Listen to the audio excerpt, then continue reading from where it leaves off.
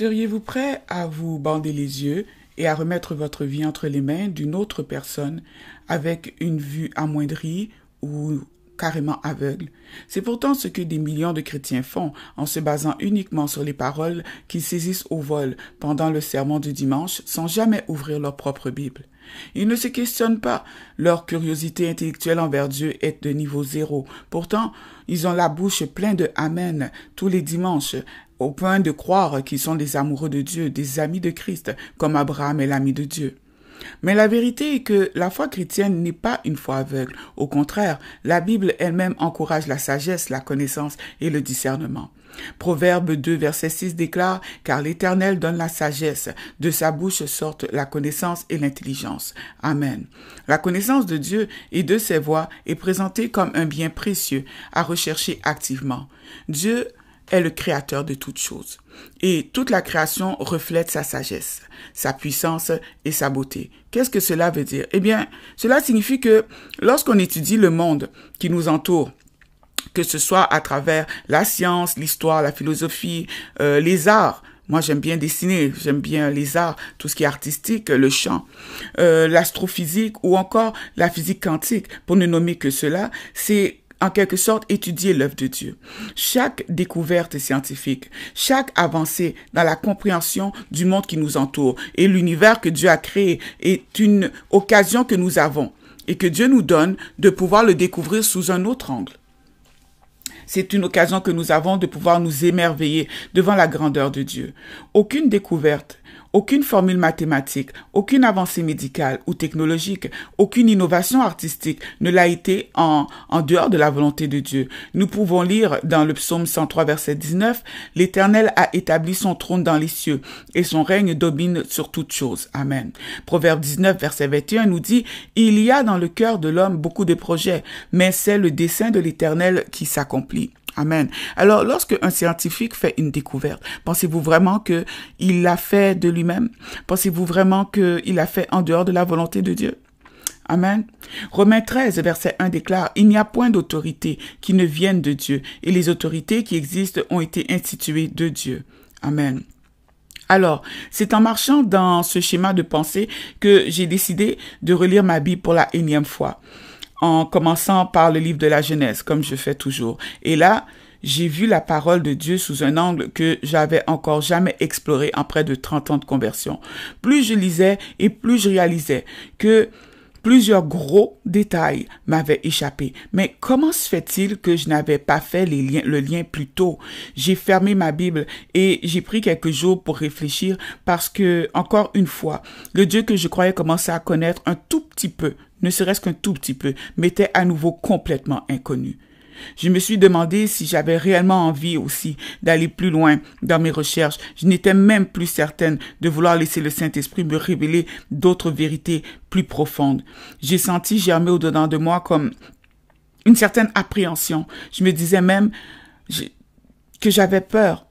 Je ressentais de la peur à l'idée de saisir soudainement une vérité qui viendrait remettre en question les interprétations traditionnelles que j'ai toujours connues. Et vous savez ce qui s'est passé? Eh bien, mes appréhensions se sont confirmées. Eh oui. Mais le Saint-Esprit a aussi travaillé en moi et il m'a fait réaliser que nous sommes tous différents et que nous découvrons Dieu à des niveaux différents, sous des angles différents et à des profondeurs différentes. L'important, c'est que nous croyons en Jésus-Christ. Nous croyons qu'il est le Fils de Dieu. Nous croyons qu'il est le Dieu fait chair. Nous croyons qu'il est le chemin, la vérité et la vie. Et nous savons qu'au nom de Jésus et par son sacrifice à la croix du Calvaire, nous sommes sauvés. Donc, tout ce que nous découvrons, tout ce que nous discuterons, par la suite ne vient qu'enrichir notre connaissance des voies de notre Dieu et viendra contribuer à notre proximité, à notre intimité avec lui. Mais cela ne viendra jamais défaire le fait que nous avons été sauvés. Amen. Alors, comme je disais, le livre de la Genèse est une mine d'or d'informations, mais il n'est pas bien étudié et beaucoup pensent que c'est un simple livre d'histoire racontant la création du monde et la naissance du peuple d'Israël. je ne suis ni pasteur, ni un gourou cherchant à acquérir des adeptes. Je ne suis pas en quête de disciples non plus, et je ne veux pas non plus chercher à vous convaincre à ma manière. Je veux simplement partager avec vous aujourd'hui la parole de Dieu dans les profondeurs où le Seigneur m'a permis d'explorer par la puissance de son Saint-Esprit. Amen. Alors, je vous le dis tout de suite, je vous invite à un voyage qui est vraiment hors du commun dans les prochaines minutes, dans les prochaines heures. Nous allons vraiment passer à un niveau que je crois que peu d'entre vous ont exploré. Et si c'est le cas, si le Seigneur vous avait révélé ces choses, je vous invite à laisser des commentaires, venez partager avec nous parce que ça nous bénit et en même temps, honnêtement, ça me permet moi aussi de me dire que, ok, je suis pas la seule qui a vu ça. Amen. Je sais que je suis pas la seule sur la terre, évidemment, mais comment je peux dire, la seule dans mon entourage, voyez-vous. Donc, nous sommes la grande famille de Christ et ça fait toujours du bien de savoir que d'autres personnes ont reçu des révélations semblables aux nôtres. Amen. Alors, pour pouvoir avancer, je vous le dis tout de suite, nous allons avoir recours à des traductions qui sont proches des textes originaux, des traductions écrites en hébreu, en araméen et en grec. Puisque nous cherchons la clarté, l'authenticité et la vérité, cela implique aussi une certaine rigueur, car la restauration de certains mots peut changer notre perception de certains versets. Nous ouvrirons aussi nos regards sur les livres apocryphes, les textes massorétiques, les manuscrits de la mer morte, également, pour ne nommer que cela. Amen. Alors, pour commencer, qu'est-ce qu'un texte apocryphe? Eh bien, le terme apocryphe vient du grec apokryphos, qui signifie caché. Ce sont des écrits religieux anciens qui ne furent pas retenus par le canon officiel de la Bible, ni par l'Église hébraïque et par le christianisme. Cela ne signifie pas pour autant qu'ils sont faux et sans valeur. Bien au contraire, parmi eux se trouvent des textes riches en perspectives historiques, spirituelles et théologiques. Ils apportent des contextes culturels, des développements doctrinaux ou visionnaires sur la création des anges, le jugement, la justice de Dieu et la prière. Alors pourquoi s'en priver? Laissons le Saint-Esprit simplement nous guider. On ne peut pas être chrétien et prétendre ne pas croire aux anges, parce que c'est renier une grande partie de la parole de Dieu. Parce que les anges, Dieu en parle depuis Genèse, lorsqu'il s'est présenté à Abraham. Amen. Et on en parle encore dans le Nouveau Testament également. Donc, de Genèse à Apocalypse, les anges sont bel et bien présents. Le Seigneur nous dit simplement que nous ne devons pas les prier, nous ne devons pas les adorer, mais nous ne devons pas ignorer leur existence quand même. Amen. Nous devons prendre la parole de Dieu dans son entièreté. C'est très nécessaire si nous voulons pouvoir comprendre les mystères que Dieu cherche à nous révéler. Je crois que il y a beaucoup de mystères profonds qui ont été délibérément ignorés dans la Bible. Et ce sont des questions que les gens se posent, mais pour lesquelles ils trouvent peu de réponses. Des questions qui comment je pourrais dire, viendraient changer notre vision du monde biblique et le rendraient infiniment plus riche, plus complexe et plus cohérent aussi. Alors, le but aujourd'hui, ce n'est pas de vous choquer, mais d'enseigner et de vous donner aussi des outils pour lire la parole de Dieu avec une nouvelle profondeur en comprenant mieux le contexte dans lequel elle a été écrite. Nous allons aussi parler de choses qui peuvent sembler étranges, voire dérangeantes aux premiers abords. Alors je vous préviens, vous devez laisser votre chair de côté. Vous devez approcher comme un enfant qui croit à tout. Si on prend un enfant de 2 ans et on lui dit que demain, il y a un géant qui va lui porter un bonbon, un gentil géant, l'enfant y croira. Eh bien, nous sommes appelés, nous aussi, à faire confiance au Seigneur et à croire tout simplement. Je vous demande donc de vous assurer d'avoir prié avant cet enseignement, car il faut que vous ayez confiance au Saint-Esprit et que vous ayez aussi l'esprit ouvert pour recevoir ce que le Seigneur nous réserve. Amen. Alors aujourd'hui, nous répondons à une question qui se trouve, qui est posée en fonction de Genèse 6, si vous permettez, on va regarder dans la Bible, Genèse 6, versets 1 à 4. Et la question est, qui sont les fils de Dieu qui sont mentionnés en Genèse 6, versets 1 à 4? Quelle est la véritable origine de ces entités que nous appelons aussi démons? Qui sont les géants? Et et qui sont ces géants qui ont été le sujet de milliers de films. Et leur présence est tellement évidente aujourd'hui. Si vous regardez bien dans le texte, leur présence est tellement évidente aujourd'hui qu'il est difficile même pour un athée de dire qu'il ne croit pas au spirituel, aux forces invisibles ou même à un maître suprême. Et quel est donc ce drame cosmique qui s'est joué dans le psaume 82? Le psaume 82 que nous allons découvrir ensemble et qui nous présente Dieu en train de juger d'autres dieux, D minuscules. Dieu ne fait pas d'erreur dans sa parole. Et les dieux dont il parle ici en D minuscule, ce ne sont pas les êtres humains. Alors, qui sont ces dieux? Accrochez-vous parce que vous allez voir que c'est vraiment fascinant. C'est fascinant et je vous le dis tout de suite, je ne crois qu'en un seul Dieu. Je crois qu'il y a un Dieu unique, mais vous allez comprendre pourquoi est-ce que Dieu se tient dans l'assemblée des dieux. Et vous allez comprendre également que lorsque nous lisons Genèse chapitre 1 à partir du verset 1, ok, lorsqu'on dit au commencement Dieu créa les cieux et la terre, Dieu ici c'est Elohim. Elohim créa et Elohim est un terme qui est utilisé uniquement, Elohim, ça désigne le pluriel. Donc, c'est comme si je disais, dans mon langage d'être humain, au commencement, les dieux créa. Donc, quand on dit les dieux, on est là, puis on se dit, mais voyons donc, mais qu'est-ce que c'est que ça? Ça va à l'encontre de la parole de Dieu. Non, il y a un seul Dieu. D'accord, j'ai pas de problème. Mais ce que moi je vous dis, c'est que Elohim est un terme pluriel qui désigne plusieurs personnes. Donc, si vous êtes comme moi et que vous croyez au Père, au Fils et au Saint-Esprit, nous comprenons que les dieux ici, on parle de notre Seigneur, de notre Dieu qui est pluriel. Amen. Les dieux créa. Donc, Elohim créa les cieux et la terre. Mais vous allez découvrir autre chose. Vous allez découvrir que Elohim n'est pas un titre. Elohim est le mot le plus souvent utilisé pour désigner Dieu D majuscule. D'accord? Dans la Bible, Elohim représente le plus souvent Dieu D majuscule. Mais il ne s'agit pas d'un titre, mais il s'agit d'un état. C'est-à-dire que le mot Elohim n'est pas utilisé que pour désigner Dieu, mais il peut aussi désigner d'autres esprits. Alors, Elohim est un terme utilisé pour simplement désigner les habitants du monde spirituel, c'est-à-dire tout esprit qui ne possède pas un corps. Tout esprit qui ne possède pas un corps. Donc, nous ne sommes pas des Elohim parce que nous avons un corps. Mais je vais vous montrer quelques passages où vous allez mieux comprendre ce que j'entends par là. Alors, le mot Elohim en soi est utilisé habituellement pour désigner Dieu. Comme je vous ai dit, le mot Elohim est un mot pluriel. Ok? Et on parle de un Dieu, pourtant, le mot Dieu est pluriel. C'est très particulier parce que sinon, on aurait dit des dieux, pas vrai? Mais le déterminant n'est même pas pluriel, il est singulier.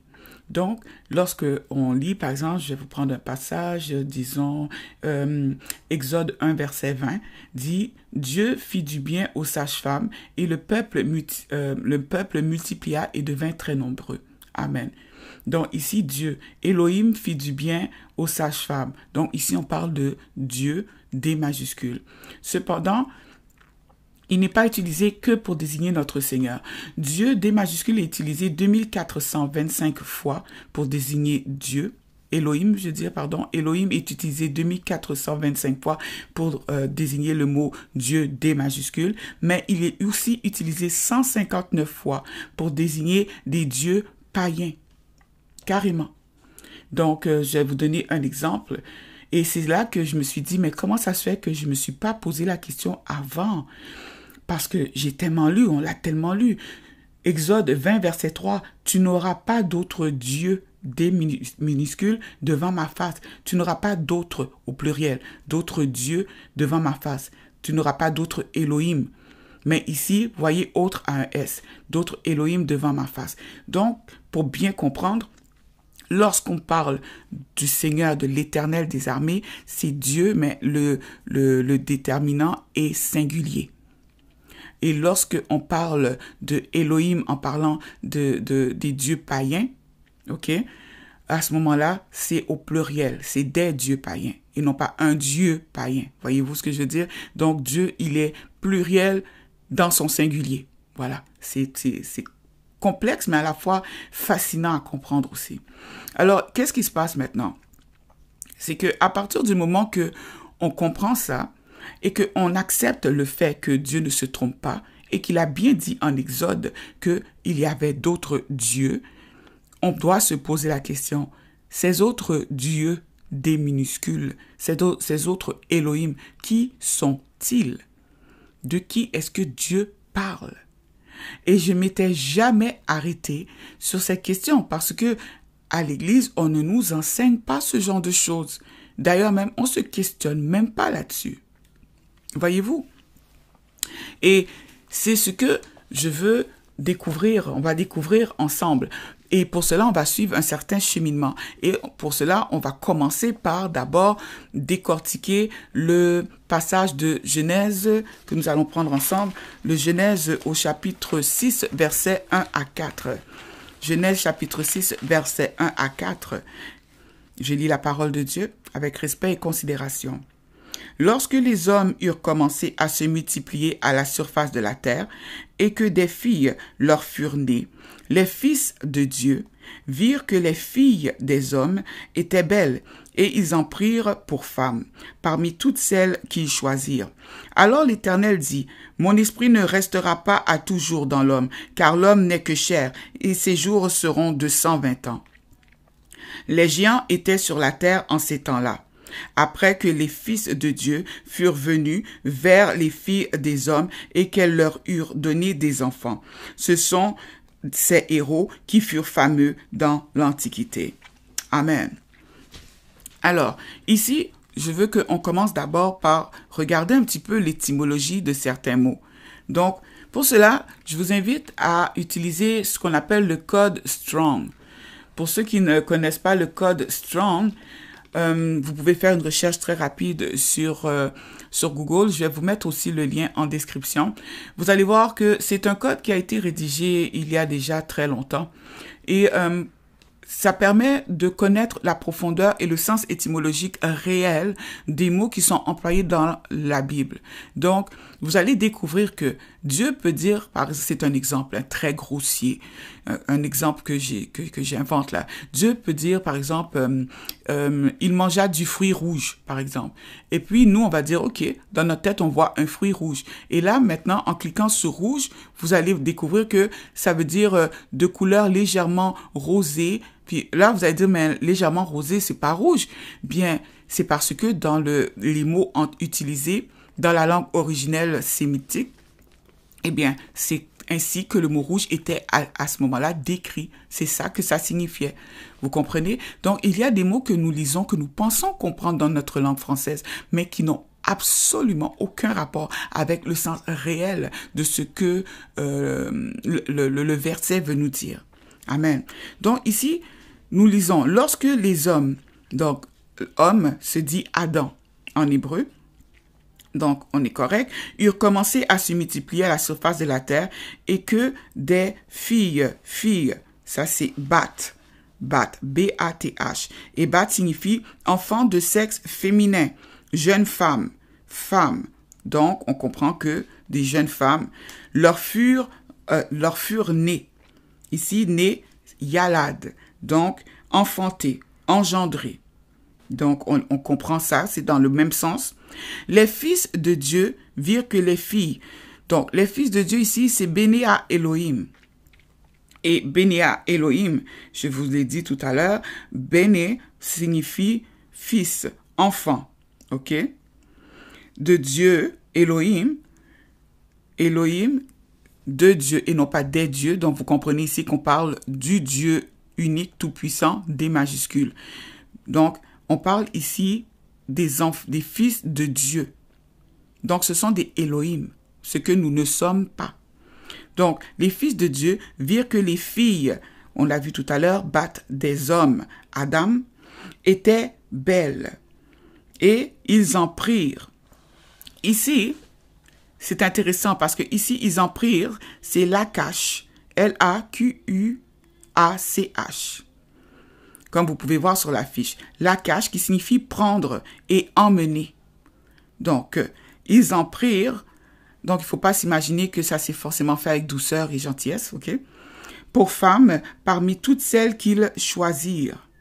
Choisir ici, pour moi, choisir, c'est pointer du doigt, toi, je veux toi, toi, toi, voyez-vous? Mais ici, choisir se dit bachar. Et bachar signifie désirer. Donc, parmi toutes celles qu'ils désirèrent. Voyez-vous la nuance entre le français et la langue d'origine?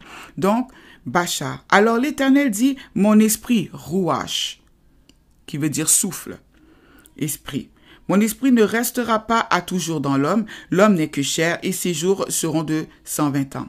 Les géants, se traduit néphil ou néphilim, étaient sur la terre en ces temps-là.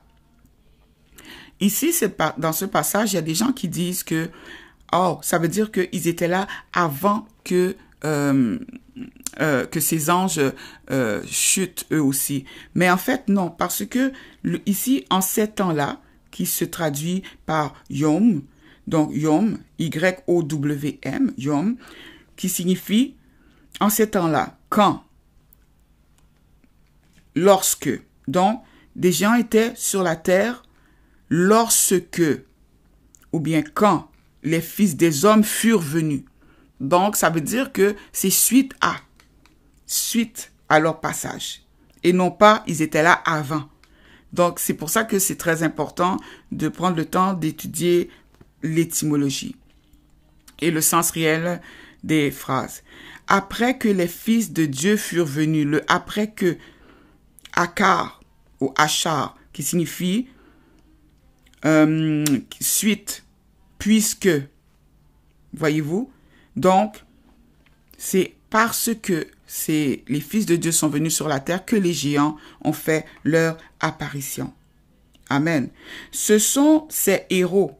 Ici, héros se traduit par fort, puissant, gibor.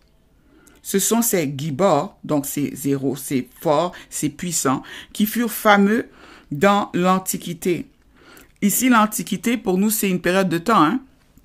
Mais dans la Bible, ça se traduit Olam, O-W-L-A-M. Et ça signifie qu'ils furent fameux, ok, dans, écoutez bien, le futur. Pouvez-vous croire que dès le début de la Bible, Dieu parle du futur qui n'est pas encore arrivé?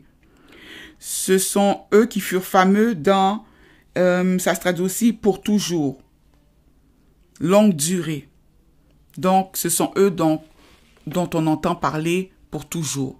Donc, on comprend quoi ici? Eh bien, regardez, nous sommes en 2025 et puis on entend encore parler de Hercule. Nous sommes en 2025, on entend encore parler de Gilgamesh, n'est-ce pas? Nous sommes en 2025, on entend encore parler de Goliath, n'est-ce pas? Voilà. Le Seigneur dit que avant qu'une chose arrive, il annonce dès le commencement ce qui doit arriver. Et c'est ce qu'il a fait dans ce verset. Et j'ai trouvé ça vraiment remarquable. Alors, la question centrale est, qui sont ces fils de Dieu? Eh bien, en hébreu, l'expression fils de Dieu, comme j'ai dit, se dit Bene à Elohim. Le mot Ben, de Bene, Ben, signifie fils. Donc, si je dis Ben Abraham, ça veut dire fils d'Abraham. Vous voyez? Donc, et Elohim est le mot le plus souvent traduit pour Dieu, comme je vous ai dit, lorsqu'il est utilisé avec un déterminant singulier.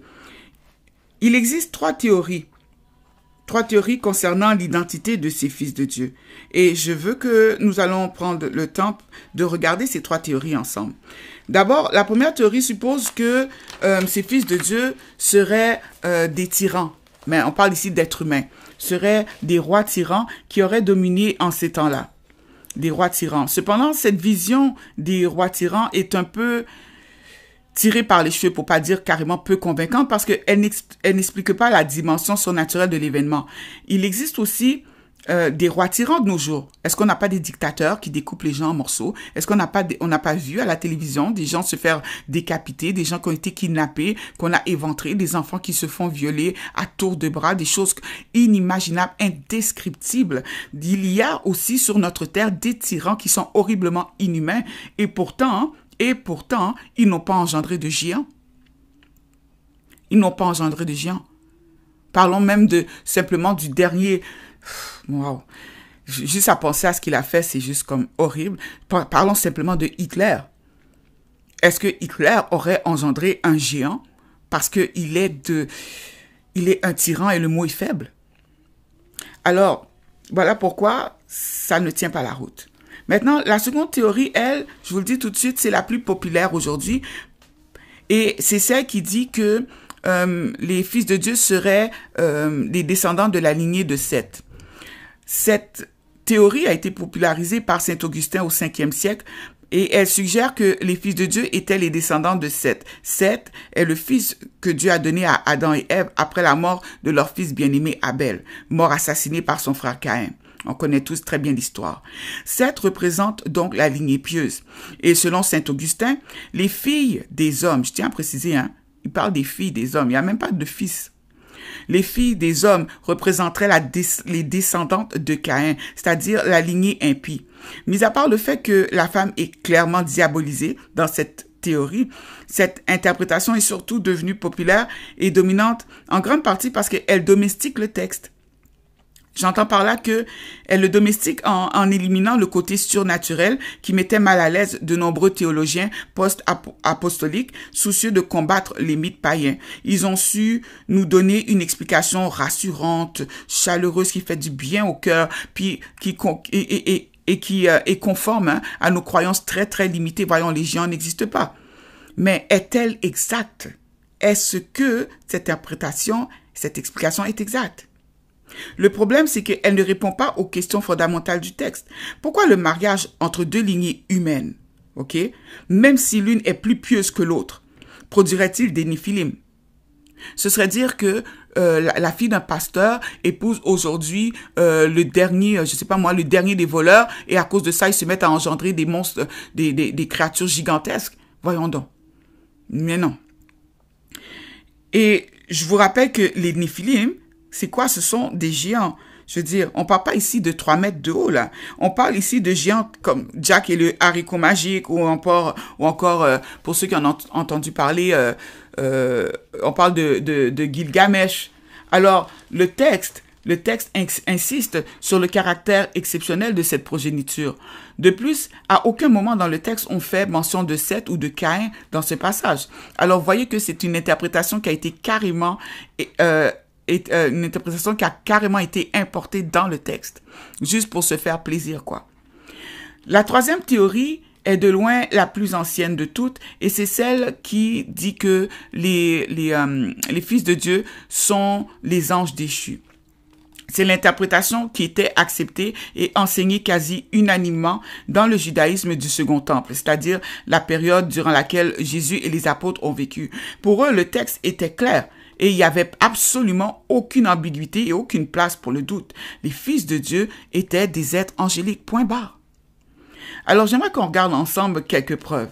Tout d'abord, si l'on parle de manière générale, depuis la toute première civilisation, l'humanité porte dans sa mémoire le souvenir d'êtres démesurés ayant foulé notre terre. Les titans de la Grèce antique, les Anunnaki de la Mésopotamie, les Néphilim qui sont mentionnés dans la Bible, les Rakshasas,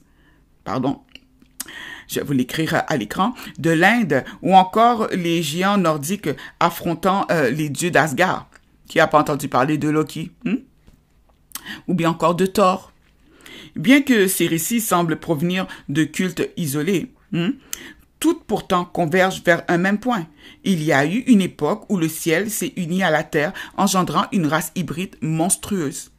Les anciens peuples n'ont pas oublié, eux, cette époque qui a été troublée, mais avec le temps, le récit a été déformé et chaque culture en a fait ce qu'il voulait. Certains en ont fait des dieux, d'autres des monstres, d'autres même des héros. Mais avant d'aller plus profondément et en détail concernant les géants, j'aimerais qu'on revienne d'abord à leur origine même. Alors, comme on l'a vu plus tôt, chaque fois que le mot « béni à Elohim » apparaît dans l'Ancien Testament, elle désigne sans ambiguïté des êtres célestes et en aucun cas un être humain.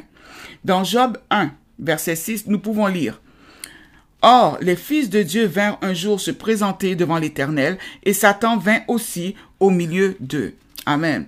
Job 1, verset 6. Je vous lis un autre passage, vous allez voir, il est très semblable, mais il ne s'agit pas du même verset. Je vous lis maintenant Job 2, verset 1. « Or, les fils de Dieu vinrent un jour se présenter devant l'Éternel, et Satan vint aussi au milieu d'eux se présenter, se présenter devant l'Éternel. » Amen. Alors, dans ces deux passages, les fils de Dieu se présentent devant l'Éternel dans le ciel, et Satan est parmi eux. Dans Job 38, verset 7, lors de la création du monde, nous pouvons lire qu'il est dit « Les étoiles du matin éclataient en chants d'allégresse, et tous les fils de Dieu poussaient des cris de joie. » Amen. Job 38, verset 7. Dans ce passage du chapitre 38 de Job, lors de l'événement décrit, l'humanité n'avait pas encore été créée. Un autre passage qui vient encore étayer cette théorie se trouve dans le psaume 89, verset 6, qui déclare « Qui dans le ciel peut se comparer à l'Éternel? Qui est semblable à l'Éternel parmi les fils de Dieu? Qui dans le ciel? » Amen. Qui dans le ciel? Les fils de Dieu sont dans le ciel. Amen. Voyez-vous combien le langage biblique demeure parfaitement cohérent? Alors, ce n'est pas parce que Dieu nous révèle quelque chose qui nous dépasse que l'on doit commencer à inventer toutes sortes de manières de faire pour faire taire la vérité ou pour aider notre esprit à accepter le fait que le surnaturel nous dérange. Vous comprenez?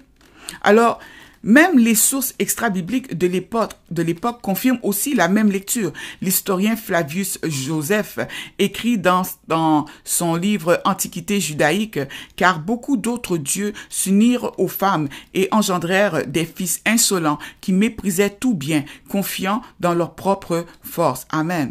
Nous avons aussi le philosophe juif Philon d'Alexandrie qui identifie également ces êtres comme des anges. Il n'était pas tout à fait exact, mais quand même, il dit ceci. Ceux que d'autres philosophes appellent démons, Moïse les appelle habituellement anges. Amen. Donc, c'est des passages très importants et très intéressants, mais je vous dirais que la source la plus détaillée est sans aucun doute le livre d'Enoch, livre apocryphe. Ce livre, bien que non inclus dans notre canon biblique, est d'une importance capitale. Il est cité directement dans l'épître de Jude au verset 14 et 15. En plus d'avoir profondément influencé la pensée du Nouveau Testament, Dieu aurait-il fait une erreur? Je ne sais pas si on vous a déjà dit cela. Lorsque une information est importante, il est préférable de le dire soit au début d'un discours ou à la fin d'un discours, pour que ce soit la dernière chose qu'on retient. Vous remarquerez que ces informations ont été mises vers la fin de la Bible et je suis certaine et persuadée que ce n'est pas pour rien. Enoch décrit comment une faction d'anges, appelés les veilleurs, dirigés par un certain Semiasa, ont conspiré pour abandonner leur demeure céleste. Comprenez bien, hein, Satan avait déjà chuté. Satan avait s'était déjà rebellé contre l'Éternel. On parle ici d'une deuxième rébellion. Carrément, une deuxième rébellion. Et c'est là que moi, j'ai commencé à être choquée. Je vous dis que ça m'a pris plusieurs jours. J'ai dû m'asseoir, boire de l'eau. J'ai pleuré à un moment donné. J'ai ressenti presque de la révolte parce que j'arrivais pas à comprendre comment ça avait pu m'échapper. Comment est-ce que j'avais pu lire la Bible avec une telle légèreté alors que tout était si clairement écrit? Laissez-moi vous lire un extrait. Si vous permettez, je vais vous lire un extrait du chapitre 6 et le chapitre 7. Amen. Je lis la parole de Dieu avec respect et considération. « Et il arriva que lorsque les enfants des hommes se furent multipliés, il leur naquit en ces jours-là des filles belles et jolies. Et les anges, les enfants des cieux, les virent et les convoitèrent. Et ils se dirent les uns aux autres, « Allons, choisissons-nous des femmes parmi les enfants des hommes et engendrons-nous des enfants. » Et Semiasa, qui était leur chef, leur dit, « Je crains que vous ne consentiez pas à cette action et que je ne doive payer seul la peine d'un grand péché. » Donc on voit qu'ils savaient déjà qu'il allait pécher, volontairement. Je continue. Et ils lui répondirent tous et dirent, « Jurons ensemble et engageons-nous tous par des imprécations mutuelles à ne pas abandonner ce projet, mais à faire cela. » Alors ils jurèrent tous ensemble et s'engagèrent mutuellement par des imprécations. Ils étaient en tout 200, ceux qui descendirent au temps de Jared, sur le sommet du mont Hermon. Et ils l'appelèrent mont Hermon parce qu'ils s'y étaient jurés et engagés mutuellement par des imprécations. Voici le nom de leur chef. Et là, bon, par la suite, il y a les chefs, donc je vais m'arrêter ici. Je vais passer au chapitre 7.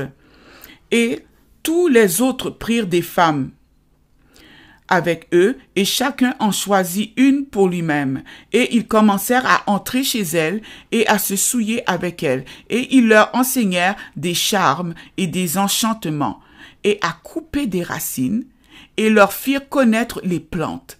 Et elles devinrent enceintes, et elles enfantèrent de grands géants, dont la hauteur était de 3000 aunes, qui dévorèrent tout ce que les hommes possédaient. Et lorsque les hommes ne purent plus les nourrir, les géants se tournèrent contre eux, et ils commencèrent à pécher contre les oiseaux, contre les bêtes, contre les reptiles et contre les poissons, et à se dévorer la chair les uns les autres, et à boire le sang. Alors la terre porta accusation contre les méchants. Azazel enseigna aux hommes à faire des épées, des couteaux, des boucliers et des cuirasses. Il leur fit connaître les métaux de la terre et l'art de les travailler, les bracelets, les ornements, on entend ici les bijoux, comprenez bien, l'usage de l'antimoine, mascara, qu'on appelle ça aujourd'hui, la façon d'embellir les paupières, toutes sortes de pierres précieuses et toutes les teintures. Il eut beaucoup d'impiété, ils se livrèrent à la fornication, ils s'égarèrent et se corrompirent dans toutes leurs voies. Semyaza enseigna les enchantements et les boutures de racines. Armaros, la résolution des enchantements. Barakijal, l'astrologie. Kokabel, les constellations. Ézéchiel, la connaissance des nuages, la météorologie. Voyez-vous, Arakiel, les signes de la terre, Shamziel, les signes du soleil, et Sariel, la course de la lune. Et quand les hommes périrent, ils crièrent, et leur cri monta jusqu'au ciel. Amen. Je ne sais pas si vous réalisez, mais ce livre vient de nous expliquer beaucoup de choses. Ce passage nous explique, en fait, il nous parle carrément du maquillage, il nous parle des bijoux, il nous parle de l'origine de l'homéopathie. En passant, moi, j'ai jamais eu rien contre l'homéopathie, mais je suis en train de vous expliquer que ça a déplu à Dieu. Et la raison est simple, je vais vous dire pourquoi. Ça a déplu à Dieu simplement parce que, voyez-vous, tout ce qu'ils nous ont enseigné ont servi à nous détourner de Dieu. À partir du moment où je sais que telle plante, si je le prends, va calmer la fièvre que j'ai, quel intérêt est-ce que j'ai à faire, Seigneur mon Dieu, j'ai de la fièvre, mais je crois en toi, au nom de Jésus. Bon, là, je dis au nom de Jésus parce que nous sommes dans la nouvelle alliance, mais vous voyez ce que je veux dire? Quel intérêt est-ce qu'ils ont à tourner le regard vers l'Éternel, vers celui qui s'appelle Jéhovah Rapha, vers celui l'Éternel qui pourvoit, l'Éternel qui guérit, l'Éternel qui sauve, l'Éternel qui restaure? Ils n'ont plus aucun intérêt. Donc, les anges déchus, ces veilleurs-là, avaient pour responsabilité de veiller à notre bon développement, parce que quand on prend le temps d'y penser, Adam et Ève ont été chassés du jardin, ok? Mais ils savaient pas faire grand-chose, là. Ils savaient pas faire grand-chose. Donc, là, ils sont chassés, et puis, ils doivent apprendre à cultiver maintenant la terre, ils doivent apprendre certaines choses pour pouvoir vivre, pour pouvoir s'habiller, se vêtir, tout ça. Le Seigneur a envoyé les veilleurs dans un but particulier pour veiller pour s'assurer qu'on se développait correctement. Mais c'est pas ce qui s'est passé. C'est pas ce qui s'est passé. Après qu'ils se soient unis aux femmes, après cette transgression-là, ils se sont mis à nous enseigner ce qui était classé comme étant des secrets divins interdits. Les veilleurs D'ailleurs, les veilleurs, pour ceux qui se posent la question, les veilleurs ne sont pas seulement mentionnés dans les livres apocryphes, ils sont également mentionnés dans notre Bible.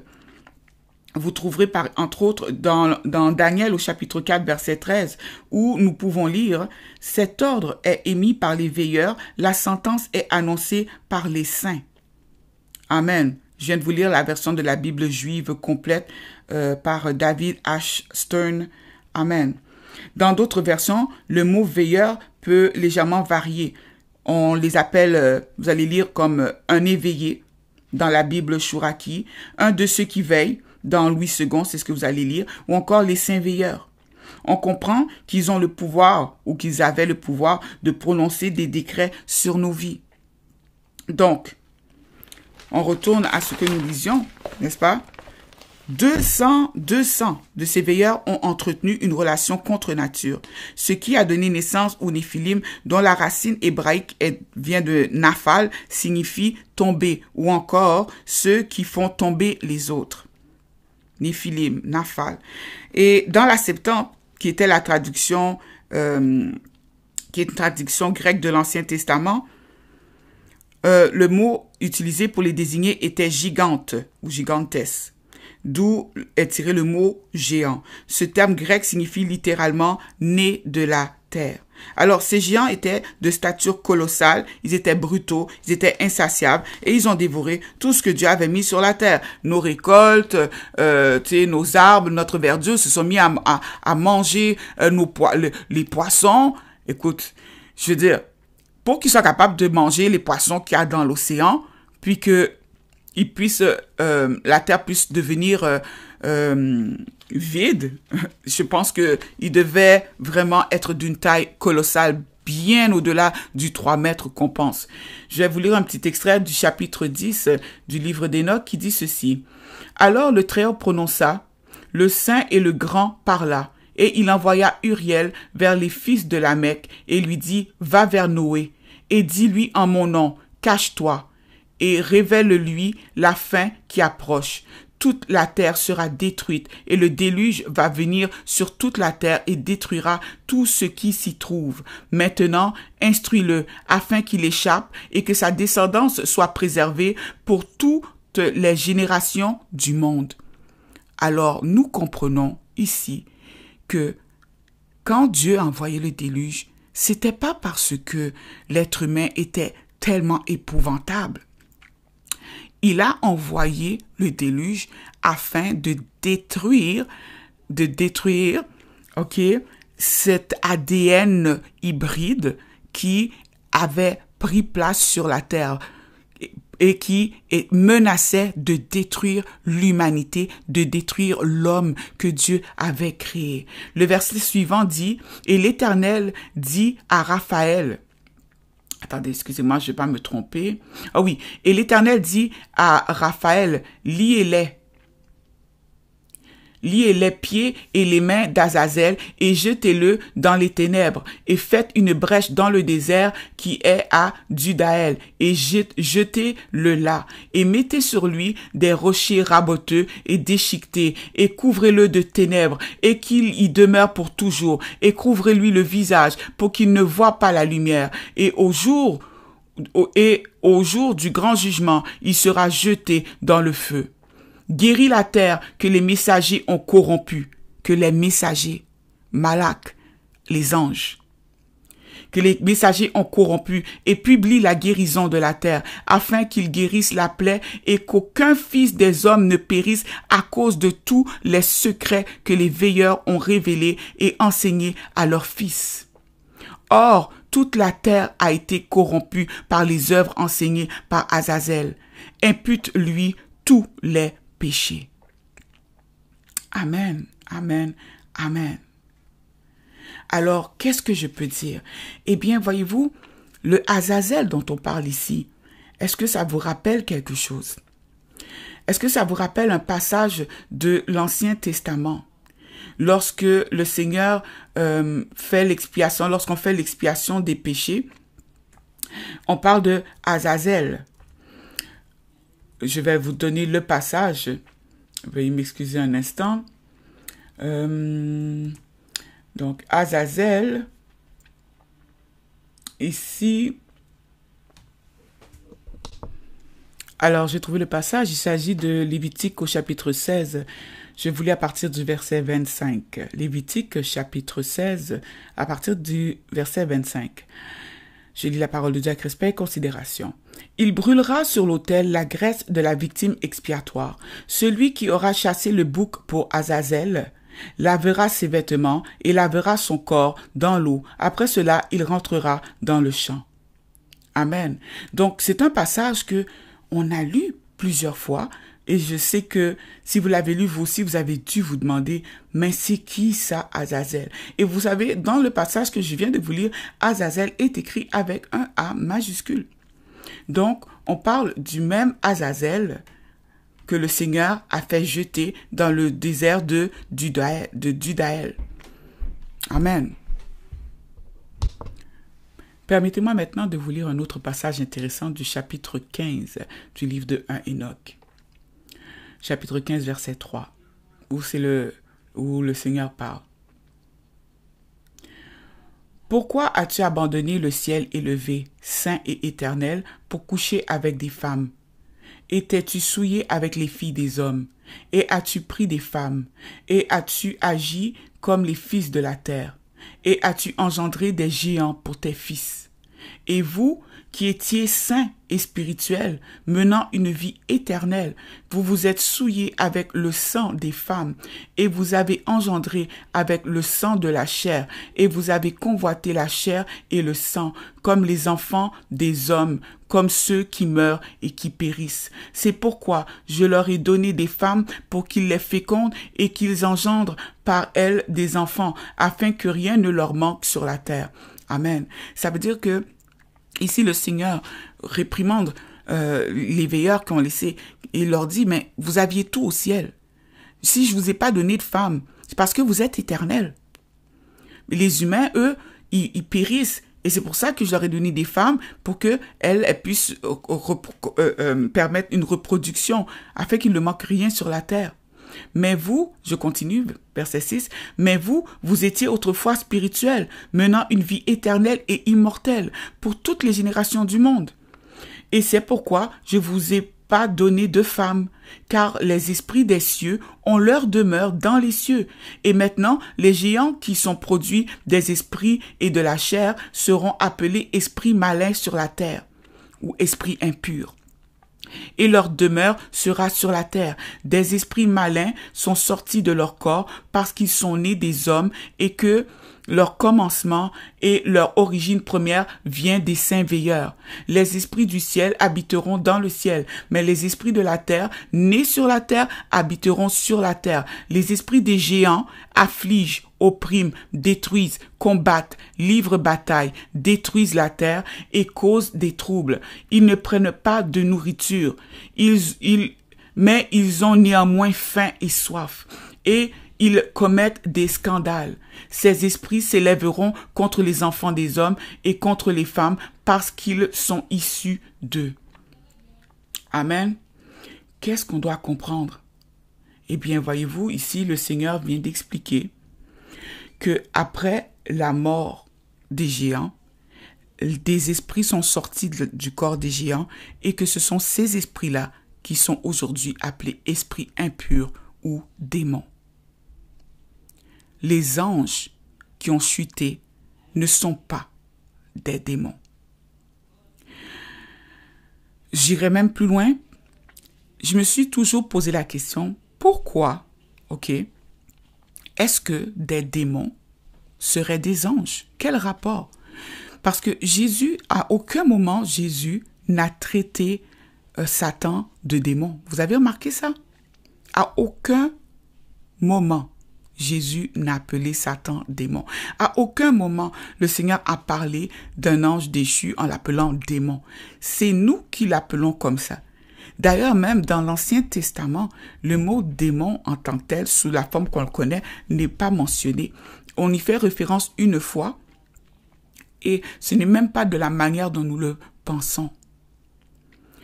Je trouvais ça étrange que des créatures majestueuses, puissants, avec, que Dieu a doté d'une grande puissance, d'une grande force, puissent venir comme ça et puis dire, Seigneur, tu sais quoi, envoie-nous dans des cochons, ça sera pas pire.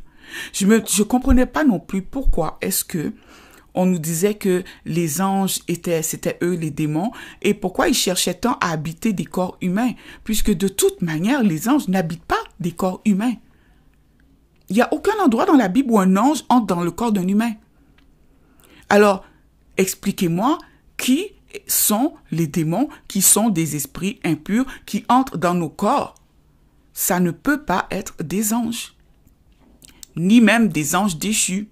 C'est forcément quelque chose d'autre. Et là, on comprend maintenant que ce que dit le chapitre 6, verset 1, je vous lis ici. « Depuis les jours du massacre, de la destruction et de la mort des géants, dont les esprits, étant sortis de la chair, détruiront les âmes sans encourir de jugement, ils détruiront donc jusqu'au jour de la consommation du grand jugement dans lequel l'air sera consommé sur les veilleurs et les impies. Oui, elle sera entièrement consommée. Et maintenant, quant aux veilleurs qui t'ont envoyé pour intercéder en leur faveur, toi qui étais auparavant au ciel, dis-leur, vous étiez au ciel, mais tous les mystères ne vous avaient pas encore été révélés, et vous connaissiez des choses vaines, et vous les avez révélées aux femmes dans la dureté de votre cœur, de vos cœurs. Et par ces mystères, les femmes et les hommes commettent beaucoup de mal sur la terre. C'est pourquoi, dis-leur, vous n'avez pas de paix. Amen. Je viens de lire 1 Enoch chapitre 16, versets 1 à 4. Donc, les esprits impurs, les démons, ne sont pas les anges qui ont chuté avec Satan, parce que Satan a chuté avant que l'humanité soit créée. Deuxièmement, ce ne sont pas non plus les anges qui ont chuté. Il y a une deuxième rébellion, et cette rébellion-là, ce n'est pas eux non plus, parce que le Seigneur a demandé qu'ils soient tous enfermés, ils ont été tous enchaînés, et c'est de eux que parle Jude au verset 14 et 15. Les démons sont, tels que le Seigneur a dit, les esprits impurs, les esprits sortis des géants, on les appellera esprits impurs. Ces esprits sortis des géants, qui sont issus de la chair, qui sont nés sur la terre, seront appelés esprits impurs, et ils vivront sur la terre. Ils vivront sur la terre. Pourquoi sur la terre? Parce qu'ils sont hybrides. Ils n'ont pas été créés avec l'Esprit de Dieu. Ils ont été créés avec l'esprit d'un ange et d'un humain. Voilà. Alors, il s'agit de croire, de faire confiance à la parole de Dieu, même si ce sont des choses qui nous dépassent. Même si ce sont des choses qui nous dépassent. On comprend donc maintenant que le déluge était une purge pour nettoyer la terre de l'ADN des Néphilim. Et le Seigneur a dit même qu'il ne détruirait pas en entier. Il ne détruirait pas en entier. Le déluge n'a pas couvert toute la terre. Dans le livre d'Enoch, il est clairement mentionné que le Seigneur n'a pas fait une entière destruction. Et je bénis son Saint-Nom pour cela. Amen. Et il dit, ils sortiront de leur corps et ces esprits feront du mal. C'est eux qui nous attaquent. C'est eux qui possèdent nos enfants. C'est eux qui déclenchent les crises d'épilepsie. C'est eux qui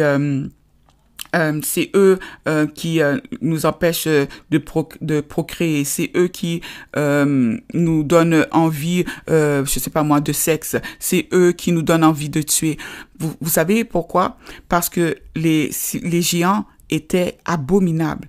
Et si vous regardez aujourd'hui, si vous écoutez parfois du true crime, si vous vous intéressez à des histoires ou bien au passé, il y a des gens qui aiment bien lire les livres d'histoire, ce qui s'est passé, les guerres et tout ça, vous remarquerez que il y a des êtres humains qui ont dépassé les bornes au niveau de la méchanceté. Je pense entre autres à un moment donné à une vidéo que je regardais et le jeune homme, je crois qu'il avait 12 ans comme ça, il avait commencé à fumer à 9 ans et il parlait à sa mère comme un homme de 30 ans, de 40 ans. Et il savait déjà comment tuer. C'est comme s'il était né en sachant déjà comment tuer. À 12 ans, il savait déjà comment violer, comment dépecer, comment découper des organes.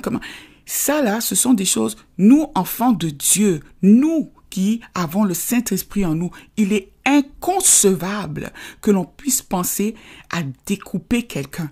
Même si on viendrait à tuer quelqu'un accidentellement, ok, ou sous le coup de la colère, on pourrait pas aller au-delà. On pourrait pas se dire, ouais, ben, tu sais quoi, je vais prendre une machette, puis on va lui couper les doigts, et puis on va le disloquer, on va faire bouillir son poumon, parce que, je m'excuse, c'est même si ça peut sembler cru pour certains, ce sont des choses qui arrivent tous les jours.